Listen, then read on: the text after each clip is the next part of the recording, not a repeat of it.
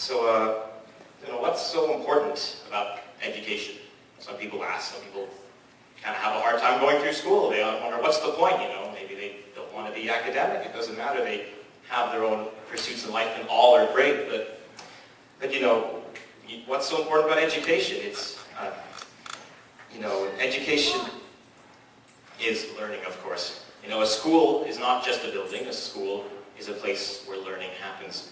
And learning by its core is a very relative action because it is the transfer of ideas and knowledge between people. We can't just plug ourselves into a wall, go to sleep, and suddenly learn everything we need to know. I've tried, it didn't work. But learning is possibly one of the most important acts somebody can take in a society, because we are not born the way we are made. Our personalities, our goals, our aspirations, our very lives are defined by how society interacts with us and how we respond in kind. So this passing of knowledge is fundamental to the progression of society. How can we as a people advance, progress, if we never share what we have learned and what we want to learn? So for learning to happen, there needs to be two things. There needs to be students willing to learn and teachers willing to give the knowledge. And this is the heart of it all. Teachers are at the core of what it means to be an advanced race, an advanced, enlightened people like we are today. They are the real movers and shakers of this world. Scientists might unravel the laws of the universe. Engineers might solve problems. Doctors will save lives. These are just a few of the incredibly important things that people around the world do every day. But behind it all, behind every life saved, behind every city built, behind every step forward in society, behind them, there was a teacher at some point, nurturing them, encouraging them to pursue what it was they truly wanted, giving them the tools to cut their own path in life. We as students were taught how to act and what to value in our lives by the teachers, whether they be parents or academic educators or friends, or the little revelations we stumble upon every day, like don't put your binder on a hot stove because it will melt it. I learned that lesson. It was really recently too. Embarrassing. But anyway, this is why education is so important, and I believe that teachers in society are incredibly undervalued, incredibly under-recognized for the role that they really play, which is so integral to our society. So, do you want to know some of the lessons we learned in high school? Yeah. Besides the binder? We learned a lot of things, but there are other lessons we learned that I think are just as important. They're the ones I want to share with you. So, let's begin. We'll start with Mr. Borden.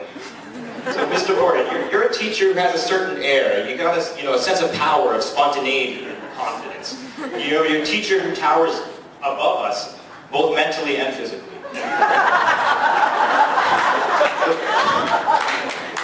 You're the one who stressed time and time again that TSN was in fact an informative channel and we should watch it every single day. Mr. Borden, you're an uncompromising academic. You're pushing us not just to simply know the material, but that we must be able to recite this material when at times of great stress and imminent physical danger. You felt it when you're reciting your thesis and you see him give that glare, the coiling of the hand, the sharp intake of breath, and then pow, strikes like a cobra. His attention is palpable. You're filled with such power and vigor and will to just seize the moment that you completely forget what you're saying.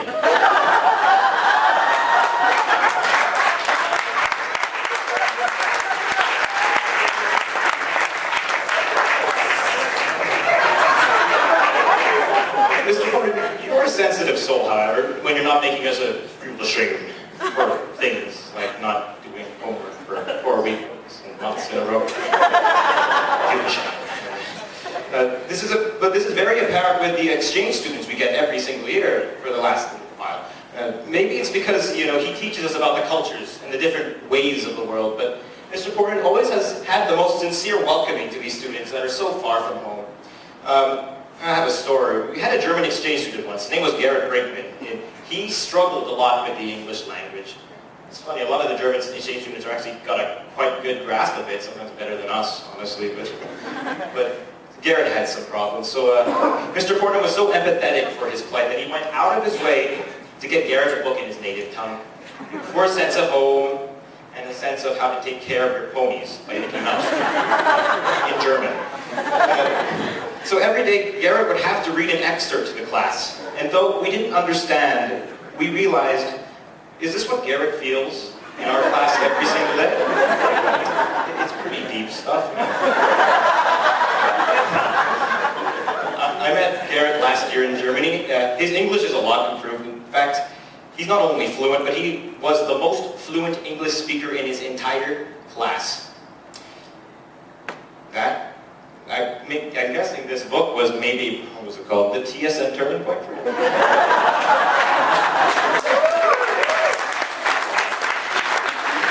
I guess the lesson we learned from Mr. Portman is that TSN is educational. You should watch it every day, and there are more than one side to every single problem. And it is one of our greatest challenges to look at problems of the world and see them from all the different viewpoints. And that's how we make the best decisions. Okay, we'll go to Mrs. Moore. So, Mrs. Moore, it's been a great pleasure learning from you in English class. And it's funny in English class when you're reading things like Hamlet, and then she gives you a bunch of essays about how to interpret Hamlet. And everyone in my class knows about the whole Hamlet Gertrude thing and how weird that was. You know, Freud, psychoanalytical, kind of, yeah. And there was also a Marxist perspective for that book, and there was a feminist perspective from that book, and there were all sorts of different perspectives all over the place, and they just didn't make sense at all. I didn't get it. You know, how can you take it? He wants to kill his father. Why is he attracted to his mother? I don't get it. I came up with this. But we read it anyway because it was English class, and we had to. And we love you, Mrs. Morris. But I guess what we learned from that is that, especially me, because I was in her learning stress class, because I misplaced lots of things. So, yes, and we learned that, you know, the world is only as complicated as you want it to be. And some people want it to be really complicated, and that's fine. But at the end, things are only as hard as you choose to make it, and that's what we learned from you, Miss Moore, with all your different perspectives on things and all the ways you say it, and also all the ways you told us when we were studying for the test, you know, that it doesn't matter. You know? It's just as simple as you want it to be, it's as complex as you want it to be, but at the end of the day, you know, it's up to you, and the world just turns on your own clock, and it's from your own perspective, and I thank you very much for teaching us that.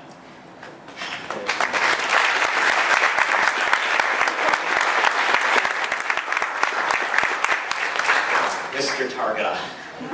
Oh, we all love you so much. I'm serious. Mr. Targa he's our vice principal, as we all know, and you know, he occupies a sense of authority and power in our little school thing, and as a result, I think people are unnecessarily afraid of you. When we were little kids, we kind of thought you were a big meanie. But as we grow up, you know, we realize first of all, that we shouldn't write in red pen because that's not a nice color. Grade 7 religion class, I think. And I've never written in red pen since, but...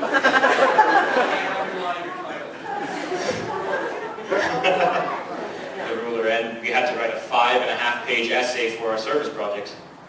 It was required, and I did. Then I realized he was joking, so...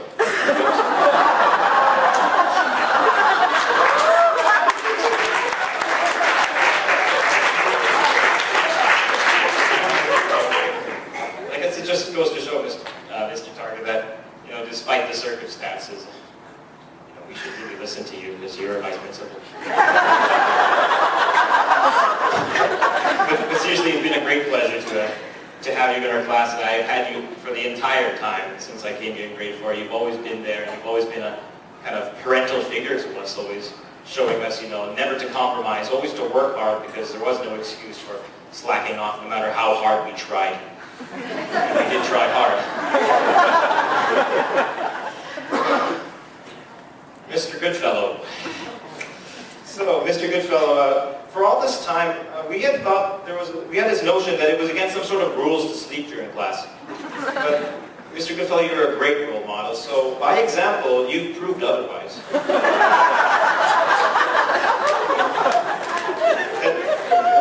Either there is no rule or you simply just don't care.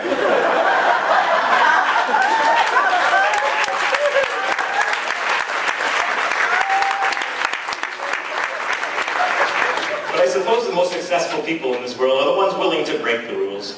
So, to question the norms, and this is the lesson Mr. Goodfellow taught us with this, and actually, to quote scripture, do not conform to the pattern of this world, but be transformed by the renewing of your mind.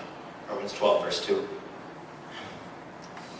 Throughout our senior year, we also discovered the importance of citizenship and service, of giving back to a community that has given us so much through many different projects, such as our service project. Some of you may remember a certain project we took, was it 2-3 years ago, where we learned just how fun it was to give back in 3.5 days without sleep while a certain lady complained about the color of the walls. Every move recorded by TV crews. Mr. Goodfellow teaches seemingly everything. He coaches seemingly every sports team. On top of that, he's doing countless extracurricular programs like the rope players, or the game club, or the jazz band. Mr. Goodfellow has taught us a very valuable lesson about citizenship and giving back to the community, and for that is a lesson we will always carry very close to our hearts. And I mean that literally. They will stick with us forever.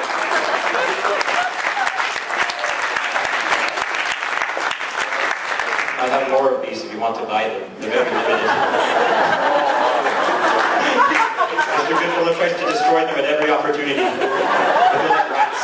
They just keep coming back. You don't want them to. So, remember, be a good fellow and volunteer.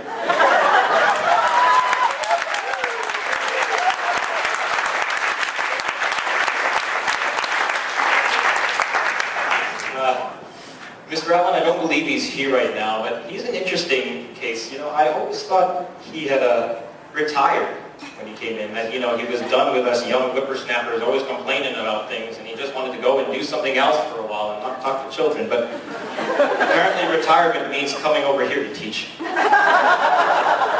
Different strokes for different folks, I guess. So he comes to us when, I have to say, he was one of the most energetic, one of the most fun mentors we ever had the pleasure to study under. Classes with him were filled with stories and jokes as, what was it? Does anyone remember a string walks into a bar joke? I'm afraid not. It's much funnier when he said it. But I can say unanimously that with Mr. Allen, our whole class unanimously wanted to. We looked forward to attending his class in particular, even though it was English. We still love you.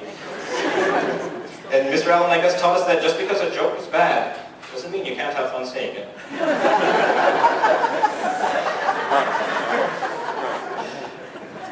Mr. Bain, it was kind of interesting. For a period of time, we had different principals every single year, like a stretch of 4 or 5 years or something. Yeah. It was kind of strange, but we would get a different principal. I don't know if it was because we were such terrible students or something, but our principals kept changing.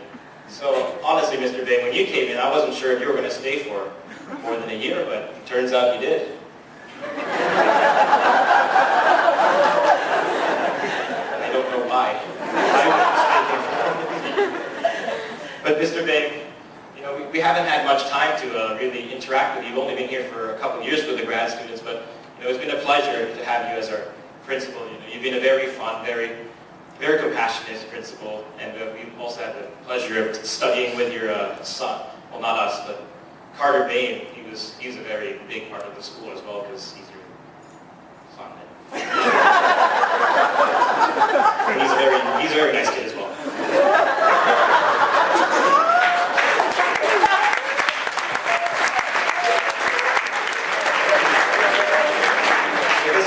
You kind of showed us that, I guess someone still loves us after all. Yeah. Who else? Yeah, unfortunately, our high school is kind of strange. We kind of have the same couple teachers teaching us over and over again. So, if I've missed any of the teachers, I'm sorry. We definitely learned from you, but I wanted to talk about Mr. Arvidsson. I didn't have much to say about you, because I've never really studied under you. I missed your biology class and the miracle of life. I heard really good things about that video. Radical stuff, man. Radical stuff. You've always had this impeccable sense of humor, and I don't want to make this seem like a bad thing, but when I've been with you, you don't seem to have too many different facial expressions. You got happy and then you got nonchalant. So it's really hard to tell what you're feeling unless you're smiling. Even then, it's still, you might be sarcastic. It's hard to tell. But you also came, like Mr. Vane, at a very late time. You only came a little more than a year ago. So I guess it comes to, it's hard. I don't want to feel like I'm not saying much about you. It's just that I really wish I had the chance to study under you. I've heard so many good things about you. And I guess what this goes to show is, the connections we form with our teachers, they're much deeper than any other connections I've ever seen in any other high school I've ever been to or I've ever witnessed. Our teachers have occupied a role in our lives more than just as educators. They've run plays for us, they've run clubs for us, they've talked about all sorts of different things for us. They've been our friends, basically. You don't see that many places.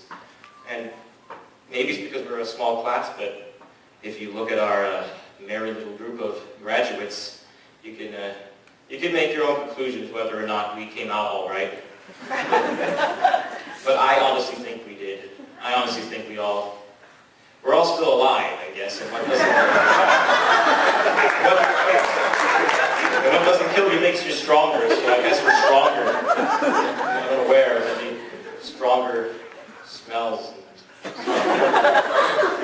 is puberty after all. But I don't really have any words. You've been so close to us. And we all love you, and I think we're all going to be all right because of you. Thank you very much.